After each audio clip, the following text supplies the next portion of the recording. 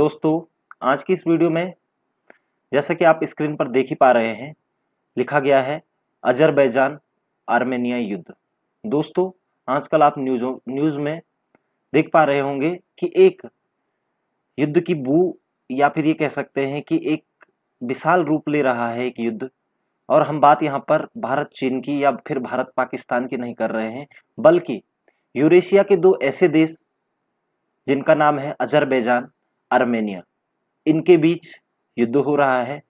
तो हम ये देखेंगे कि क्या यह युद्ध विश्व युद्ध का रूप लेगा, या फिर क्या हम ये कह सकते हैं कि ये युद्ध जो है ये इसमें टर्की की कोई चाल है या फिर रूस की कोई कूटनीतिक चाल है। तो इसी पर हम आज चर्चा करने वाले हैं कि जो ये अजरबैजान और आर्मेनिया का जो ये युद्ध चल रहा है, इसके मुख्य कारण क्या रहे होंगे, क्यों ये युद्ध हो रहा है, इसके ऊपर मैं आप लोगों को आज विस्तृत चर्चा कराने वाला हूं।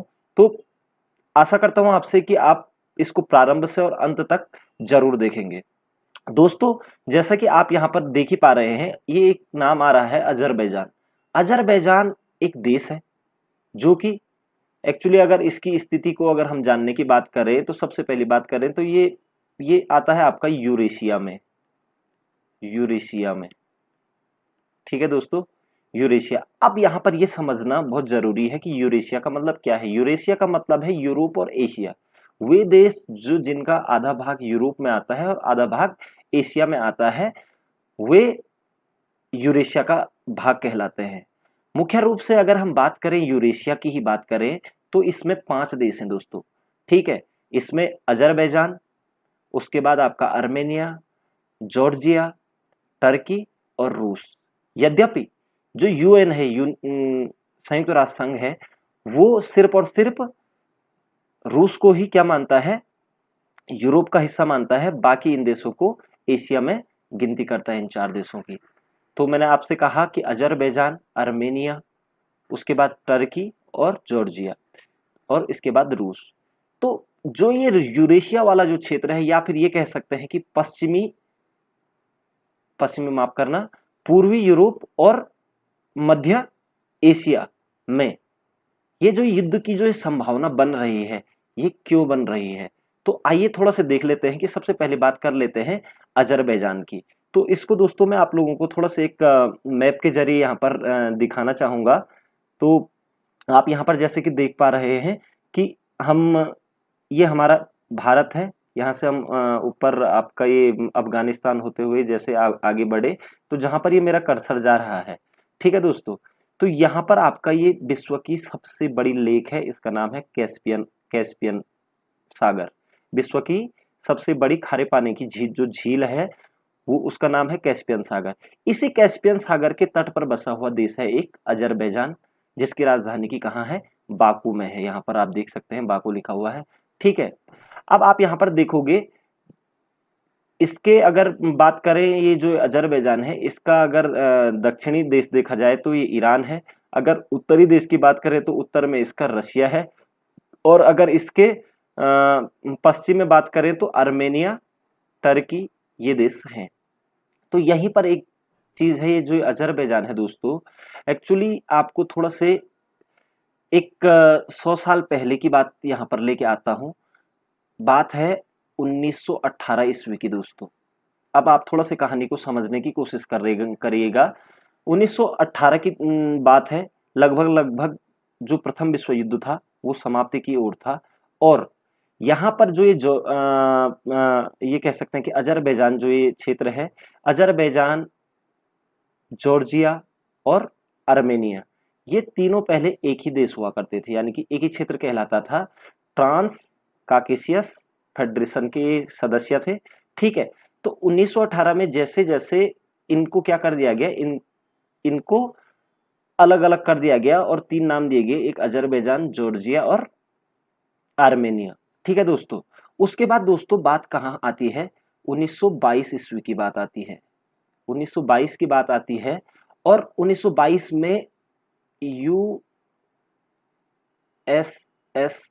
का गठन किया जाता है दोस्तों। इसके बारे में आपने सुना है, इसको सोवियत संघ हम बोलते हैं, union of Soviet socialist republics.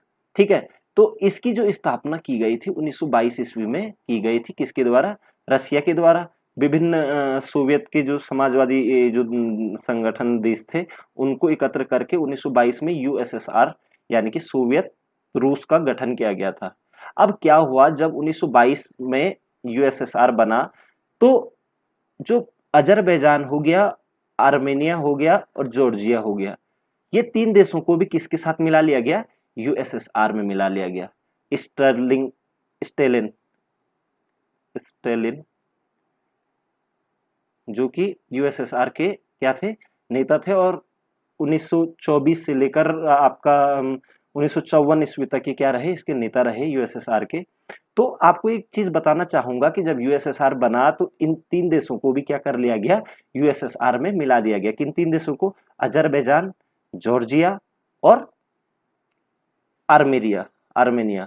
ठीक है दोस्तों, तो हुआ क्या कि जब इनको यहां पर मिलाया गया और इनको अलग अलग कर दिया गया था 1918 में, तो इनके बीच में सरहद खींची गई।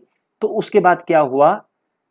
सरहद खींचने के बाद कुछ इलाका एक देश के पास गया, कुछ इलाका दूसरे देश के पास गया, और जाति जाति यही कह सकते हैं हम कि धर्म के आधार पर भी लोगों को डिवाइड किया गया। ठीक है दोस्तों, तो यहां पर तक आप समझ चुके हैं कि इनके बीच में जब सरहद खींची गई तो सरहद खींचने के बाद ही इन देशों के बीच में क्या हुआ? तकरार हुआ। ठीक है, अब मैं आपको बताता हूं कि युद्ध की मुख्य वजह क्या थी। इस मैप में हम और अच्छे तरीके से जान पाएंगे।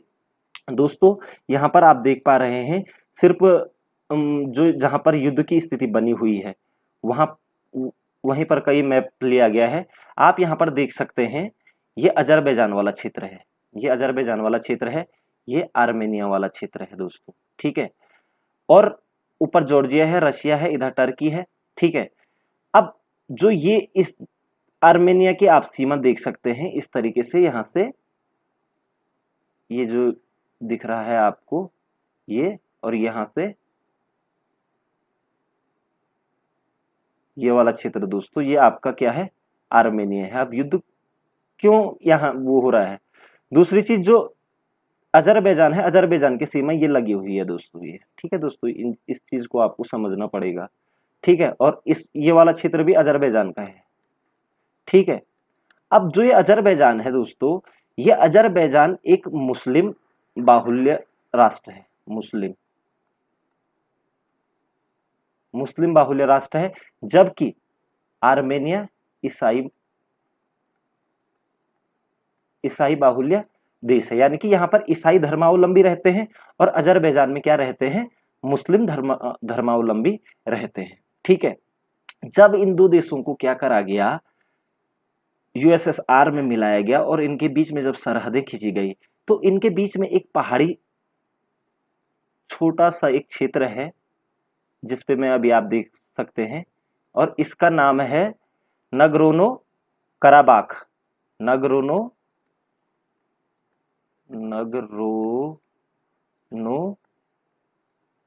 कराबाख।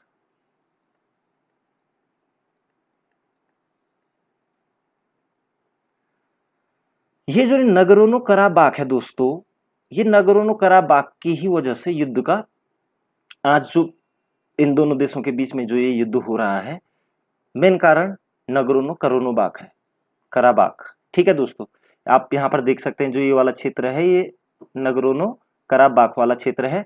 इसी की वजह से अजरबैजान और आर्मेनिया में अब युद्ध क्यों हो रहा है?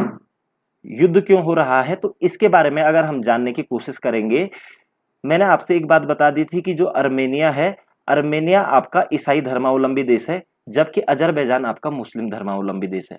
अब यहाँ पर जो ये नगरोनो कराबाख वाला जो क्षेत्र है, यहाँ पर लगभग 90% ईसाई, सॉरी दोस्तों, 90% ईसाई धर्मावलंबी रहते हैं। ठीक है, अब यहाँ पर जोसेफ स्टालिन ने जब इनके बीच में सरहद खींची थी तो उसने एक चाल चली, ये जो ईसाई धर्मावलंबियों वाला जो क्षेत्र था इसको उसने कहां डाल दिया? अजरबैजान में डाल दिया। बस यही मुद्दा हो गया था, और ईसाई लोग मुस्लिमों के अधीन नहीं रहना चाह रहे थे, इसी वजह से आर्मेनिया ने नगरोनो कराबाख को क्या दिया, संरक्षण प्रदान करने की कोशिश करी अपनी तरफ से, और इन दो देशों के बीच में युद्ध की सीढ़ी वहीं से शुरू हो जाती है। तो 1924 में स्टालिन ने जो ये काम किया, इसके पीछे दो कारण माने जाते हैं दोस्तों। एक तो क्या कहा जाता है कि क्योंकि यूएसएसआर का गठन किया गया था और स्टालिन ये चाहता था कि ये देश यूएसएसआर की जो सत्ता है उसको चुनौती न दे और आपस में लड़ते रहें, इसलिए इन्होंने नगरोनो कराबाख को कहां डाल दिया, अजरबैजान में डाल दिया। दूसरा कारण कई विद्वान इस तरीके से लेते हैं कि ये जो टर्की है दोस्तों, यहाँ पर देश, ठीक है, रशिया ये चाहता था, जो सोवियत रशिया रूस है, वो ये चाहता था कि टर्की भी क्या किसमें शामिल हो जाए, यूएसएसआर में शामिल हो जाए। और टर्की है मुस्लिम कंट्री, मुस्लिम बाहुल्य कंट्री है, भले ही धर्मनिरपेक्ष देश है लेकिन मुस्लिम बाहुल्य देश है ये, ठीक है ना। तो टर्की को क्या करना चाहता था, टर्की को यूएसएसआर के साथ जोड़ना चाहता था, इसलिए टर्की को खुश करने के लिए उसने मुस्लिम बाहुल्य क्षेत्र अजरबैजान में नगरोनो कराबाख को अजरबैजान में डाल दिया, ताकि टर्की खुश हो जाए कि हाँ हमारे मुस्लिम भाइयों के साथ अच्छा कार्य किया जा रहा है और टर्की भी यूएसएसआर का सदस्य बन जाए। तो ये दो मुख्य कारण रहे। तो या तो एक कारण तो ये था कि इन दोनों को आपस में लड़ाते रहेंगे और ये यूएसएसआर की सत्ता को चैलेंज नहीं कर पाएंगे, ठीक है ना, चुनौती नहीं दे पाएंगे। और दूसरा चीज, टर्की को खुश करने के लिए यूएसएसआर ने इस तरीके का ये फैसला किया, जो कि आज तक 1922 से लेकर आज तक युद्ध का कारण बना हुआ है दोस्तों। अब यहाँ पर क्या होता है कि युद्ध तो हुए नहीं, झगड़ा इन दोनों देशों का, आर्मेनिया और अजरबैजान का, चलता रहता था, लेकिन युद्ध तक नहीं पहुंच पाता था। क्यों नहीं पहुंच पाता था युद्ध तक? क्योंकि दोनों ही देश यूएसएसआर के सदस्य थे, और जब किसी संगठन के आप सदस्य बन जाते हो तो आप एक दूसरे पर आक्रमण नहीं कर पाते हो, ठीक है। तो कहानी चलती गई दोस्तों, चलती गई, और बात आती है सीधा आपका 1985 की। इस चीज को हमें यहाँ पर समझना है। 1985 की बात है। अब लगने लग गया था इन देशों को, जो ये यूरेशिया के जो देश थे और सोवियत रूस के अंतर्गत जितने भी देश थे, उन्हें ये लगने लग गया था कि अब यूएसएसआर ज्यादा दिन नहीं चलने वाला है, ठीक है ना। तो 1985 में क्या होता है कि जो ये नगरोनो कराबाख वाला जो क्षेत्र है, यहाँ पर क्या किया जाता है, यहाँ की जो, क्योंकि ये क्षेत्र अजरबैजान में है, 1924 में इसको एक चीज और आप क्लियर अपने माइंड में रख लीजिएगा, स्वायत्त क्षेत्र बना दिया गया था अजरबैजान का, यानी कि ये अपने क्षेत्र का ये जितने भी डिसीजन होते थे ये खुद लेता था, ठीक है ना, और ले रहा था।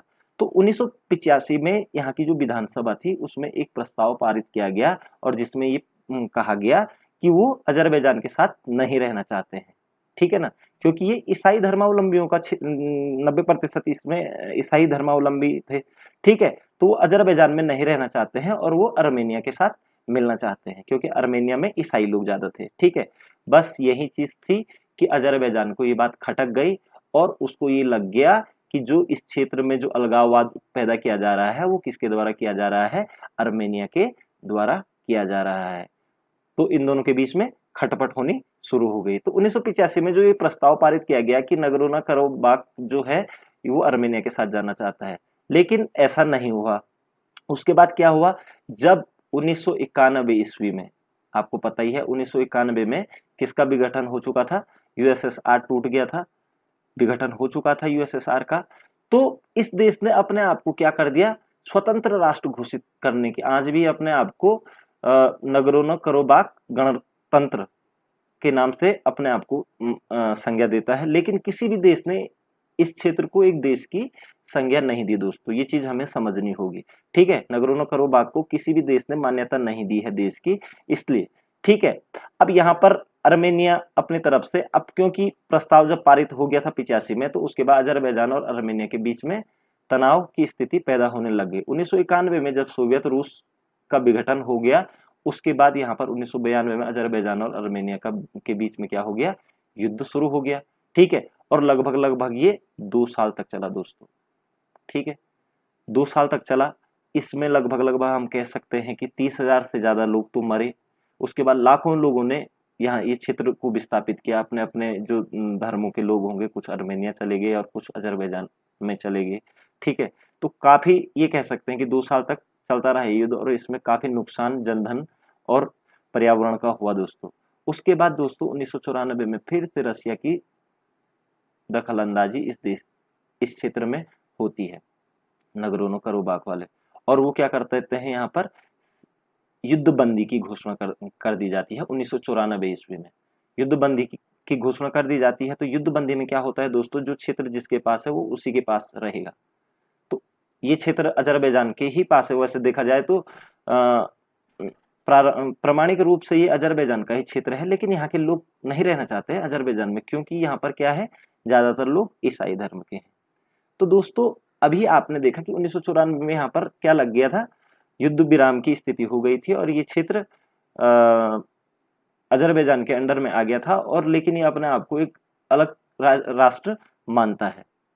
तो यहाँ पर क्या होता है, जैसे आपको स्थिति आपको याद आ रहा होगा अपना कश्मीर, कि कश्मीर का जो क्षेत्र है वहां पर आतंकवादी घटनाएं आए दिन घटती रहती हैं। तो सेम वही चीज यहाँ पर भी होती रहती है नगरोनो करोबाख में, जिससे कि दोनों देश इफेक्टेड होते हैं, अजरबैजान भी और आर्मेनिया भी। ठीक है दोस्तों, तो ये चीज हमारे समझ में। उसके बाद 2016 में भी यहाँ पर युद्ध हुए थे, लगभग 110 लोग यहाँ पर मारे गए थे। इसी साल की अगर हम बात करें 2019 की, तो लगभग तब भी यहाँ पर तनाव घटा था। और अभी आपने 2020 में देखा तो दोस्तों यहाँ पर, क्योंकि इस जो अभी ये युद्ध हो रहा है, ये टर्की ने अजरबैजान को, क्योंकि टर्की भी मुस्लिम राष्ट्र है, अजरबैजान भी मुस्लिम राष्ट्र है, टर्की ने अजरबैजान को सारी सहायता देने का वादा किया हुआ है। टर्की चाहता है, टर्की ने ये कह दिया है कि वो पूरी सहायता अजरबैजान की करेगा, ये वादा कर दिया है। ठीक है, उधर से आर्मेनिया जो है दोस्तों, आर्मेनिया रशिया के साथ उसका रक्षा सौदा चलता है। ठीक है, तो सारा रक्षा सौदा देखा जाए तो आर्मेनिया का किससे चलता है, रूस से चलता है। तो अगर देखा जाए तो रूस आ गया आपका आर्मेनिया की तरफ, टर्की आ गया आपका अजरबैजान की तरफ। तो कहीं ना कहीं ये जो युद्ध है, ये कहीं ना कहीं क्या कर रहा है, एक विश्व युद्ध का रूप लेना चाह रहा है। अभी यहाँ पर युद्ध जारी है, लगभग हजारों सैनिक यहाँ पर अभी तक मारे जा चुके हैं जब तक मैं ये वीडियो बना रहा हूँ दोस्तों। ठीक है, अब दूसरी चीज यहाँ पर क्या है कि ये तो मैंने आपको पूरी कहानी बता दी कि क्यों ये युद्ध लड़ा जा रहा है। तो ये वाला क्षेत्र है, नगरोनो कराबाख वाला जो क्षेत्र है, इसकी वजह से युद्ध लड़ा जा रहा है। और सोवियत रूस, या फिर ये कहे कि स्टालिन की जो साजिश थी, उसकी वजह से ये युद्ध आज भी चल रहा है। क्योंकि उस समय सीमा विस्तार, जब सरहद खींची गई, तो अगर ये क्षेत्र अगर आर्मेनिया में ही डाल दिया जाता, क्योंकि इसमें ज्यादा लोग ईसाई धर्मावलंबी थे, तो शायद ये स्थिति नहीं पैदा होती। ठीक है ना, तो यही कारण रहे थे। अब इसके प्रभाव क्या हो सकते हैं दोस्तों, एक्चुअली क्या है, जो ये वाला क्षेत्र है, यहाँ से ये यूरोप के लिए, ये जो कैस्पियन सागर है, यहाँ से तेल और गैस की लाइनें जाती हैं, और इसी क्षेत्र के कॉरिडोर से होते हुए जाती है यहाँ से ये दोस्तों, ये वाला क्षेत्र से। तो अगर, और युद्ध भी यही हो रहा है, अगर यहाँ पर युद्ध भयंकर होता है, तो जो तेल और गैस पाइपलाइनें हैं, इनको क्षति पहुंचेगी और विश्व में इसका एक भयंकर रूप देखने को मिलेगा। मूल्यों में उतार चढ़ाव आएगा, या पूर्ति और आपूर्ति नहीं हो पाएगी। तो इसके बहुत गहरे परिणाम निकलने वाली बात है। दूसरी ओर अगर हम भारत की बात कर ले, तो भारत किस ओर है। ठीक है, अजरबैजान के साथ भी भारत के बहुत प्राचीन रिश्ते हैं, और आर्मेनिया के साथ भी भारत के प्राचीन रिश्ते हैं। भारत का रक्षा सौदा भी रशिया के साथ होता है, आर्मेनिया का रक्षा सौदा भी रशिया के साथ होता है। ठीक है, जबकि अजरबैजान में भारत का एक प्राचीन मंदिर है, वहां पर सुषमा स्वराज जी पिछले 2018 में गई थी। ठीक है ना, तो अजरबैजान के साथ भी ऐसे। तो इसलिए भारत ये चाहता है कि दोनों के बीच में युद्ध विराम हो, यानी कि युद्ध ना हो। और इसी प्रकार से अगर हम पाकिस्तान की बात करें, तो पाकिस्तान का प्रबल मित्र कहें तो टर्की है, क्योंकि मुस्लिम कंट्री है, और अजरबैजान भी मुस्लिम कंट्री है। तो कहने को तो पाकिस्तान भी ये कह रहा है कि हम क्या चाहते हैं, शांति चाहते हैं, लेकिन पूर्ण रूप से वह अजरबैजान के पक्ष में दिखाई देता हुआ प्रतीत हो रहा है। तो दोस्तों आशा करता हूं कि आपको ये वीडियो जरूर पसंद आया होगा। आपको ये जो ये अजरबैजान वर्सेस आर्मेनिया है का युद्ध है, इसकी पूरा घटना चक्र आपको समझ आ गया होगा कि किस किस तरीके से रशिया कहें या फिर सोवियत रूस ने मध्य एशिया को आज युद्ध के जाल में झोंका हुआ है। तो आप इस चीज़ को समझ गए हैं। तो आशा करता हूँ आपको ये वीडियो ज़रूर पसंद आया होगा। अगर आपने अभी तक चैनल को सब्सक्राइब नहीं किया है दोस्तों, तो प्लीज़ आप चैनल को सब्सक्राइब ज़रूर करें। आपके उज्जवल भविष्य की कामना करता हूँ। जय हिंद, जय भारत।